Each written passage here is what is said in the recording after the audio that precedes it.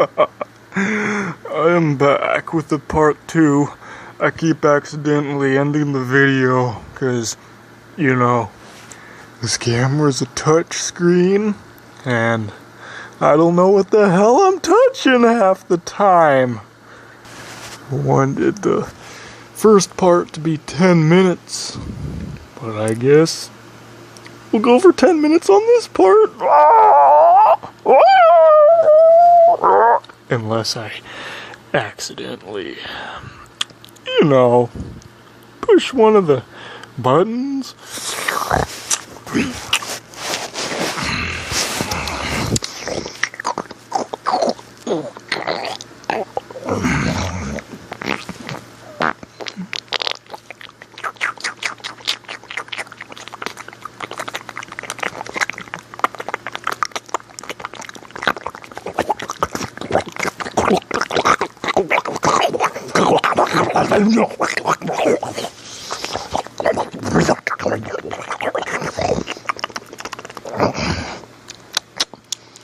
You know, if I'm shocking you, well, the title's called Being a Retard. What the fuck did you expect, you dumb bitch?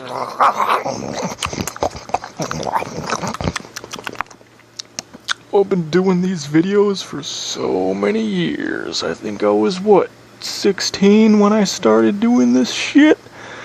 Yeah, I think it was right around on my 16th birthday. I decided to start a new series called Being a Retard because, you know, I've been making so many videos before Being a Retard, I didn't know what to put as a title anymore. So that's when I decided to make a second channel dedicated to real life vlogging and being a dumbass, and I'm gonna call the series Being a Retard. Now, the reason why I wanted to call it Being a Retard instead of just vlog, insert number here, is because I am mentally fucking retarded. And yeah, this is how I act. Not all the time, but it's fun. So I decided to call the whole series Being a Retard.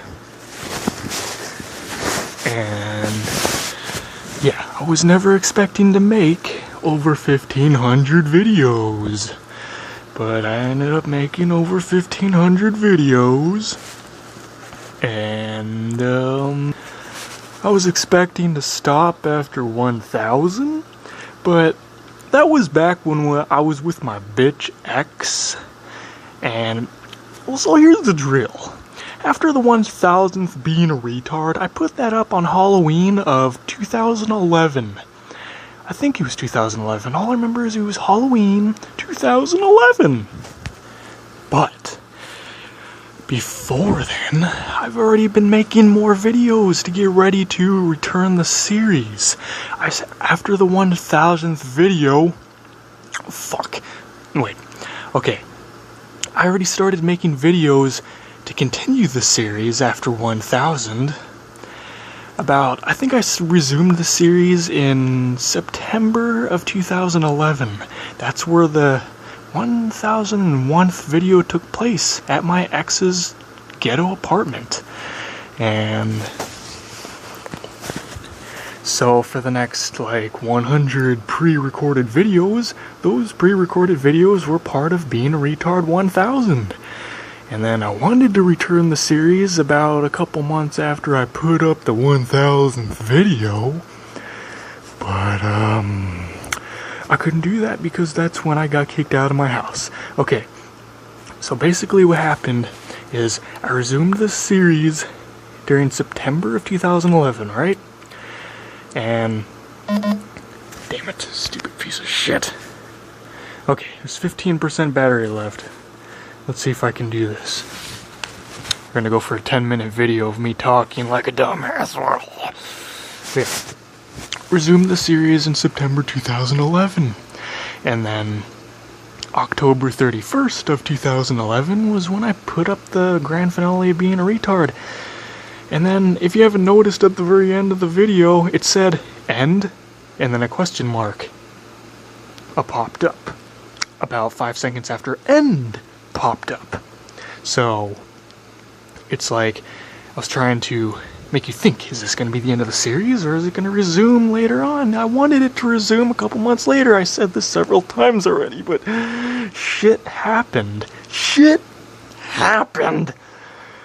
I went through hell. Okay, so after October 31st, after 1000 was put up, I kept making more videos to get ready to return the series a couple months later. So we're running into November, making dumb videos, and then we run into December, and that's apparently when my ex started ignoring me for no reason. That was her way of breaking up with me. She just started ignoring me sometime, I think it was mid-December, and then that's when I was making the hiking videos with Greg. And then, yeah, I was just living my life, having fun with my friends, having fun with Greg, making dumb videos, trying to ignore the fact that my heart was breaking slowly because she was ignoring me for weeks. And then, so about a couple days before the new year, I kept saying, hey, you gonna talk? I'm getting so fucking worried. Why are you talking? You live in Ghettoville, the middle of Ghettoville. You live in one of the most dangerous places in all of Arizona, other than Mesa. Yeah, she lived in Ghettoville, South Phoenix. I hate Phoenix. But yeah, after ignoring me for a long time, because she's had a lot of shit going on down there. There's been a lot of robberies in her area, a few killings, a lot of bad shit. So when she just suddenly stopped talking, that's when I was like, if you don't talk soon, you don't say something, I'm gonna go down there and see what the hell's going on. Of course, she wouldn't talk, because she's a stubborn bitch. So,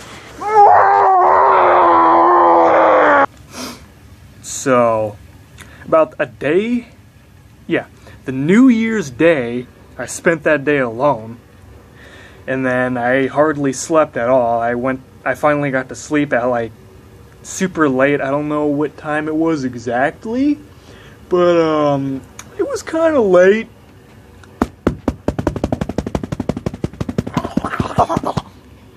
And then I remember waking up at like 9:30 or 10. I think it was around like 9:30 or 10-ish.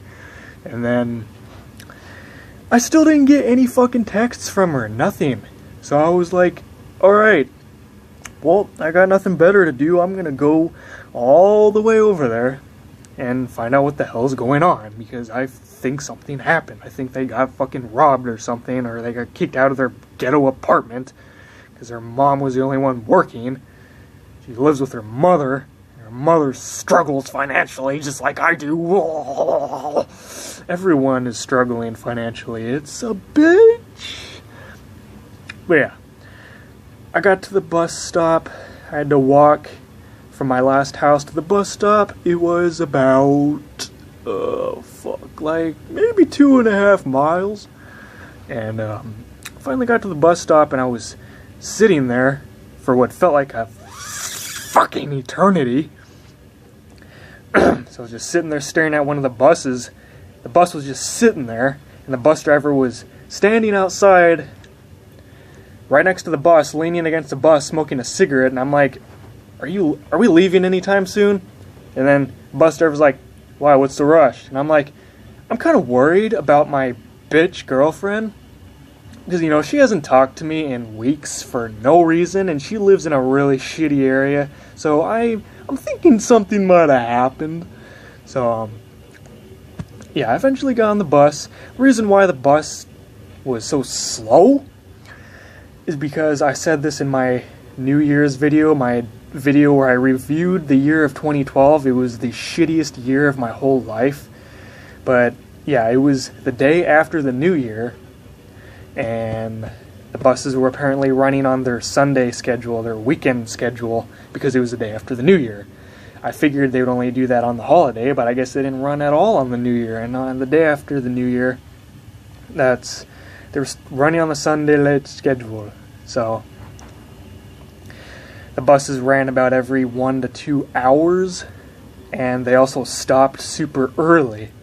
So, finally got on the bus, and I was on my way all the way across town, all the way from like northern Arrowhead, all the way to southern Ghettoville, Phoenix. Like Ghettoville, Phoenix. Like, I want to keep a gun on me because I don't feel safe down there. So, I took 2 buses because I always have to take 2 buses. I take one bus east and then I take another bus south. It took about 2 hours per bus. It took me about around 4 hours to get down there. So, because okay, each bus took about 2 hours. I wound up waiting like half an hour per bus. So, add that together, that's about 5 hours. Because I left at like 10, and I didn't get there until like 5:30. And then finally got to her house. And then I knocked on the door. Her mom's car wasn't outside, so I thought they were gone. That's why she wasn't answering the damn door, because I thought they were gone. So I walked about maybe 50 or 60 feet north and sat under a tree in a grass field. And I sat there for about 20 or 30 minutes. I was starving because I didn't eat anything. I didn't have breakfast. I didn't even have dinner the previous night. So I was starving. Then after about like 30 minutes, I went over and knocked on the door again. And then I was like, is she even home? I'm tempted to go over to, what the hell is that place called? Curves? Whatever, I think it's like a fitness kind of thing because she's fat. But I was tempted to walk over there, but then I was like, fuck this, I'm too weak from hunger. So I went back and sat down again. And then her bitch sister popped up. And I was like, is Sophie in there? Are they home? Is anyone home? And then she went and knocked on the door and started saying, Sophie, open the damn door! And then I was like, what the hell is going on? I thought you were dead or something. Why the hell were you ignoring me? What the fuck is going on? Her sister told me, which she told her apparently, that she wasn't happy. So she said I should probably leave. And I was like, hell no. Why the hell? Get out here and talk to me. And then I started crying, like, not like boo-hoo, oh, whiny kind of cry. My eyes just started watering, and that's how I cry. I don't whine like a bitch when I cry. My eyes just water. So I was like, Sophie, why the hell don't you communicate? Why don't you tell me what the hell's going on? Why are you breaking up with me?